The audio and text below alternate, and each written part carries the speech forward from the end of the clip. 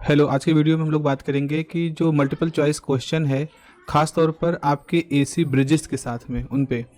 पहला क्वेश्चन देखें। पहला क्वेश्चन है कि what is the primary purpose of the Maxwell bridge.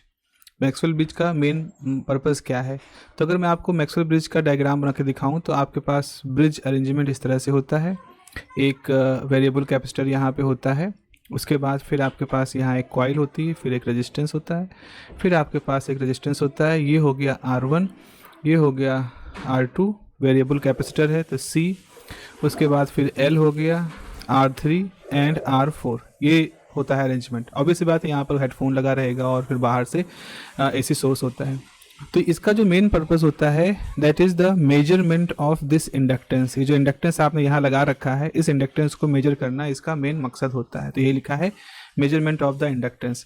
तो यहाँ पे लिख रहे हैं हम कि मैक्सवेल ब्रिज एक एसी ब्रिज है जो कि स्पेसिफिकली डिज़ाइन होता है to measure the inductance of inductor by balancing the bridge with known resistance and capacitance.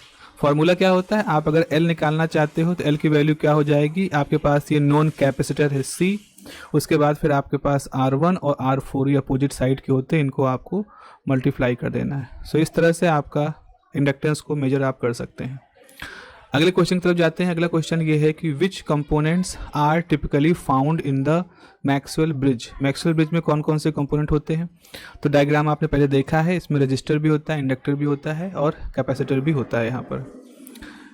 ठीक है, अगला क्वेश्चन है what is the condition of balance. What is the condition of balance in the Maxwell bridge. देखो, Maxwell bridge हो चाहे AC bridge हो, उसमें क्या होता है, एक हेडफोन लगा होता है आपके पास। जैसे ये अरेंजमेंट होता है तो यहाँ पर आप एक हेडफोन लगा रहता है। इस हेडफोन में हम ये कहते हैं कि मिनिमम साउंड हो। तो अगर यहाँ पर तो खैर equal voltage across all arm, zero voltage across detector. ये क्वेश्चन जो है यहाँ पर एसी ब्रिज के केस में ये क्वेश्चन थोड़ा सा प्रॉब्लमेटिक है, बिकॉज हम गैल्वेनोमीटर यूज नहीं करते हैं, हम यहाँ पर हेडफोन यूज करते हैं। So this is invalid question I would say. In the Maxwell bridge the unknown inductance is balance against. Unknown resistance कैसे बैलेंस होता है, तो आपके पास जो कैपेसिटर होता है उसमें जो वेरिएबल होता है, तो आप इस वेरिएबल कैपेसिटर को चेंज करते हो, तब तक चेंज करते हो जब तक कि जो साउंड है हेडफोन में वो साउंड आपका मिनिमम ना हो जाए। तो this is a non capacitance के लिए होता है। ठीक है, balance equation for Maxwell bridge क्या होता है, जैसा कि मैंने आपको बताया कि जो अननोन रेजिस्टेंस है उसको आप, अब अगर डायग्राम के हिसाब से बात करें तो आप ये डायग्राम में R1 ये होता है, यहाँ पर R2 होता है, यहाँ पर एक नॉन कैपेसिटर होता है, फिर आपके पास यहाँ R4 होता है, इधर आपकी कॉइल होती है, इधर आपका R होता है। तो ये ऐसा फार्मूला होता है। अगर इस डायग्राम के हिसाब से बात करें तो ये फार्मूला ऐसा होता है C, दिस C, फिर R1, दिस R1 और फिर R4, दिस R4। इस तरह से पूरा अरेंजमेंट यहाँ पे होता है। What is the role of capacitor in the Maxwell bridge. Maxwell bridge में क्या रोल होता है कैपेसिटर का, क्योंकि एसी हो तो एसी के अंदर क्या होता है, एसी के अंदर फेज का भी एक फैक्टर होता है। अब आपको मेजर करना है L, उसके अंदर भी फेज का फैक्टर होता है जहाँ वोल्टेज लीड लैग करता है। कैपेसिटर के अंदर भी फेज का फैक्टर होता है जहाँ वोल्टेज लीड लैग करता है। तो उस फेज को बैलेंस करने के लिए हम कैपेसिटर को यूज करते हैं। तो जो फेज शिफ्ट प्रोवाइड करना होता है वो कैपेसिटर की हेल्प से करते हैं। ठीक है, देखो यहाँ पे लिखा है the capacitor introduce a phase shift that helps balance the inductive reactance of the unknown inductor. Inductor के जो बैलेंस होता है फेज को बैलेंस करने के लिए होता है।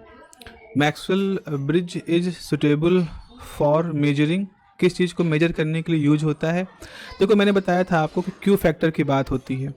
क्यू फैक्टर इंडक्टर्स में जो वैल्यू होती है XL/R जिसको आप कहते हो, तो ये उसको अच्छी तरह से मेजर कर सकता है। So Maxwell bridge is best suited for measuring the inductor with a low quality factor. ऐसा फैक्टर जिसकी वैल्यू 10 से कम होती है उसको मेजर करने के लिए ये एक प्रॉपर ब्रिज होता है। What happens if the bridge is not balance in the Maxwell bridge.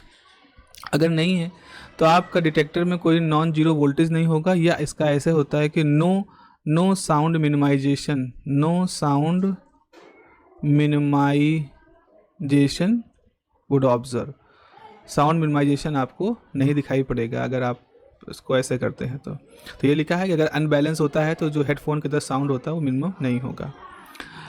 ठीक है। The resistance in the inductor is given by, ये जो बैलेंस इक्वेशन होती है ये वही बैलेंस इक्वेशन जैसे R1 by R2 is equal to R3 by R4 होता है। ये रेजिस्टेंस की वही बैलेंस इक्वेशन है जो यहाँ पे लिखी गई है। अब यहाँ पर रेजिस्टेंस को थोड़ा सा अलग R1 R2 RX लिख दिया है, बट यही कंडीशन होती है। Why is an AC source used in the Maxwell bridge? अब AC सोर्स इसलिए यूज होते हैं ताकि जो इंडक्टर है उसके अंदर रिएक्टेंस आ जाए, जो कैपेसिटर है उसके अंदर कैपेसिटिव रिएक्टेंस आ जाए, इसी चीज़ को देखने के लिए। क्योंकि AC सोर्स में ही तो फ्रिक्वेंसी होती है, और आपका जो XL होता है वो भी ओमेगा L होता है, जो XC होता है वो 1/ओमेगा C होता है। तो ये ओमेगा की प्रेजेंस में ही ये XL और XC की वैल्यू आपके सामने आएगी, इसलिए ऐसा होता है। तो ये लिखा है कि AC source is use to generate the reactance in the inductor and capacitor which is necessary for the bridge balance. यही तो अंतर है आपका AC ब्रिज और DC ब्रिज में। अब एक क्वेश्चन है यहाँ पर कि आपके पास ये कहा गया कि मैक्सवेल ब्रिज है, उसमें आपको एक रेजिस्टेंस दे दिया गया है, दूसरा रेजिस्टेंस दे दिया गया है, कैपेसिटर दे दिया गया है, और आपसे पूछा गया कि L निकालो। तो L जो होता है वो बेसिकली इन सारे रजिस्टर और कैपेसिटर के प्रोडक्ट के बराबर होता है। तो आपने जब प्रोडक्ट करोगे तो आपके पास है 100 ओम, फिर आपके पास है 200 ओम, फिर आपके पास है 2 माइक्रोफैरड, ये सब करोगे तो 0.4 हेनरी आपका यहाँ पर आ जाएगा। What is the limitation of the Maxwell bridge? Maxwell bridge की लिमिटेशन ये है कि वो हाई इंडक्टर्स को कैलकुलेट नहीं कर सकता है। तो जैसा कि जो इसका एक यूज़ था कि क्वालिटी फैक्टर 10 से कम वाले को यूज कर सकता है और क्वालिटी फैक्टर 10 से ज़्यादा वाले को यूज नहीं कर सकता, यही इसकी एक तरह की कमी भी है। तो Maxwell bridge is less accurate for the high Q inductors जिनका 10 से ज़्यादा होता है। In the Maxwell bridge if the capacitor value is doubled the measure inductance क्या होगा?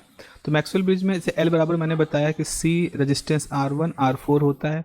अब ये कह रहे हैं कि अगर कैपेसिटर की वैल्यू को 2 टाइम कर दो तो इंडक्टेंस क्या होगा? जाहिर सी बात है ये भी 2 टाइम्स होगा, तो इंडक्टेंस भी आपका डबल्ड हो जाएगा।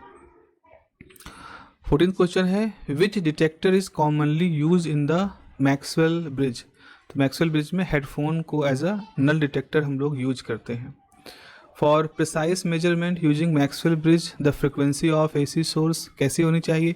तो अगर आप मैक्सवेल ब्रिज का यूज कर रहे हो तो AC सोर्स ऐसा लो जिसकी फ्रिक्वेंसी जो है वो सोर्स स्टेबल हो और जिसका 20 हर्ट्ज से लेकर के 20 किलो हर्ट्ज के बीच में जिसका की रेंज हो। नॉर्मली 1 किलो हर्ट्ज जैसे है तो दिस इज़ गुड इनफ, आप मान सकते हो ऑडियो रेंज को। दूसरे पार्ट में मैक्सवेल ब्रिज AC ब्रिज के दूसरे पार्ट में हमें कैपेसिटेंस के मेजरमेंट की बात आती है, जिसमें कि शेयरिंग ब्रिज और वेन ब्रिज की बात होती है। So what is the primary function of the Schering bridge? Schering bridge is use to measure the capacitance की वैल्यू को यूज करने के लिए होता है। आप इसका अगर डायग्राम देखें तो एक कैपेसिटर यहाँ होता है, फिर रजिस्टर होता है, फिर एक रजिस्टर होता है, फिर आपके पास एक वेरिएबल रजिस्टर होता है, फिर आपके पास एक वेरिएबल कैपेसिटर होता है और एक और कैपेसिटर यहाँ पर लगा होता है। तो ये आपका C1 है, ये R1 है, ये R2 है और ये C3 है आपका थर्ड साइड पे लगा, ये C4 है, ये R4 है। ठीक है, तो यहाँ पर जो C1 की वैल्यू होती है जो कि अननोन कैपेसिटर ये होता है, तो C1 की वैल्यू जो होती है वो C3 time R4 by R2 होती है। ये देखें R4 बाई R2 इस तरह से होती है। तो कैपेसिटेंस को मेजर करने के लिए ही मेनली ये आपका इस्तेमाल होता है। Which bridge is use to measure the dielectric loss of the capacitor? तो जब आप कैपेसिटेंस निकालते हैं तो आप उसके डायलेक्ट्रिक लॉस, उसके अंदर के डायलेक्ट्रिक कांस्टेंट को भी कैलकुलेट कर सकते हैं, जो कि कैपेसिटर के फॉर्मूले से कैलकुलेट किया जाता है। सो sharing bridge is use for the calculation of hysteresis loss. In Schering bridge the unknown capacitor is balanced again.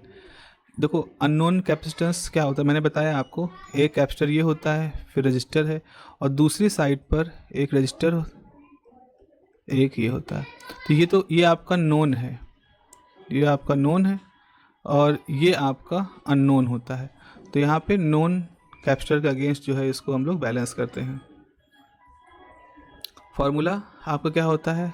Schering bridge का फार्मूला क्या है? तो शेयरिंग ब्रिज का जो फार्मूला है वो है C1 is equal to R4 by R2 C3।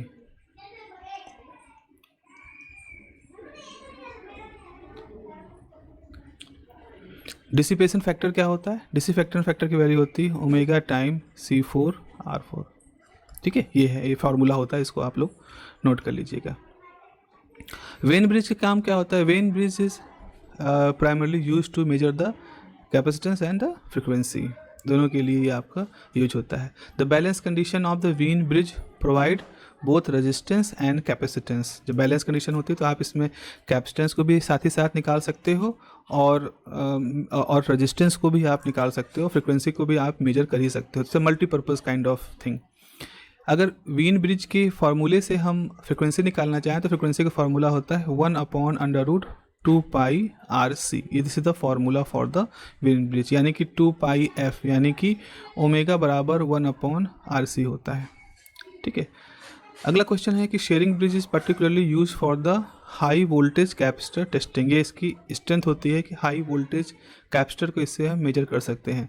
Sharing bridge में क्या होता है कि अगर हम उसके अंदर जो रेजिस्टेंस होते हैं उसकी वैल्यू को अगर इंक्रीज़ करते हैं तो जो कैपेसिटेंस की वैल्यू होती है वो डिक्रीज़ करती है। फार्मूला आपका ये हो गया। इस फार्मूले में आप देख रहे हो कि R1 रेसिप्रोकल है, तो अगर R1 बढ़ेगा तो ऑब्वियस बात है C की वैल्यू कम होगी। इस फार्मूले से ये रिलेशन हम लोग बता पा रहे हैं। व्हीन ब्रिज में बैलेंस कंडीशन क्या होता है? व्हीन ब्रिज के अंदर इस तरह की बैलेंस कंडीशन होती है कि लेफ्ट साइड में आपका R1 R2 होता है, राइट साइड में C2/C1 होता है। और ये तब होता है जब हेडफोन जो आपने लगा रखा है उसके अंदर जो साउंड है वो आपका मिनिमम है, तब ये ऐसा होता है। 27वां क्वेश्चन है कि एक शेयरिंग ब्रिज है जिसके लिए आपको C की वैल्यू दी गई है, आपको R3 वैल्यू दी गई है, आपको R1 की वैल्यू दी गई है, आपसे CX पूछा गया है। तो आपको इस फार्मूले से जब आप जो लिखते हो उस फार्मूले के हिसाब से अगर आप करोगे तो इसमें आपका जैसे R3/R1 हम ले रहे हैं, या आप इसको लिख सकते हो R4/R2 लेते हो। तो आपका R4 तो खैर नहीं दिया है, R3 दिया है 1000 और R1 दिया है 500 और जो C की वैल्यू दी गई 0.1 माइक्रोफेरेड। तो इस तरह से आपका ऑप्शन नंबर ए यहाँ पर सही हो जा रहा है। 28वां क्वेश्चन है कि what is a key advantage of Schering bridge over Wien bridge. Schering bridge में क्या होता है कि हम डायलैक्ट्रिक लॉस को भी कैलकुलेट कर सकते हैं, यानी कि आपके कैपेसिटर के अंदर जो डायलैक्ट्रिक भरा हुआ है उस डायलैक्ट्रिक कांस्टेंट और साथ साथ डायलैक्ट्रिक लॉस को भी कैलकुलेट कर सकते हैं। जबकि व्हीन ब्रिज का प्राइमरली यूज होता है फ्रिक्वेंसी मेजरमेंट और साइमल्टेनियसली कैपेसिटर और रजिस्टर को भी आप यहाँ पर मेजर कर सकते हैं। व्हीन ब्रिज में अगला क्वेश्चन है कि इन व्हीन ब्रिज अगर frequency of AC source is doubled then the capacitance required for the balance क्या होगा। देखो भाई, ऐसा होता है कि फ्रिक्वेंसी जो होती है वो 1/2 पाई RC होती है। तो व्हीन ब्रिज के केस में हम कह रहे हैं कि अगर फ्रिक्वेंसी को दुगना कर दोगे, अगर इसको दुगना कर दोगे तो दुगना करने का मतलब है कैपेसिटेंस। अभी दुगना कैसे बैलेंस होगा? अगर कैपेसिटेंस हाफ हो जाए तभी तो ये पलट के यहाँ पर 2/2 पाई RC होगा और वो 2F के बराबर होगा, वो 2 कैंसिल होगा। तो अगर आपको फ्रिक्वेंसी दुगनी हो जा रही है तो आप वो बैलेंस कंडीशन हाफ कैपेसिटेंस की वैल्यू पर ही कैलकुलेट कर सकते हो। तो इस तरह से फार्मूला यहाँ पर काम कर रहा है। आखिरी क्वेश्चन यहाँ पर है कि for the precise capacitance measurement using Schering bridge the AC source would be, मैंने बताया कि स्टेबल फ्रिक्वेंसी का होना चाहिए और ऑडिबल रेंज के अंदर होना चाहिए। तो this is the stable frequency condition. This is all about the AC sources. इसके बाद जो AC फंडामेंटल है उसके बारे में भी हम लोग आगे बात करेंगे। चलिए, have a nice day, take care, bye bye.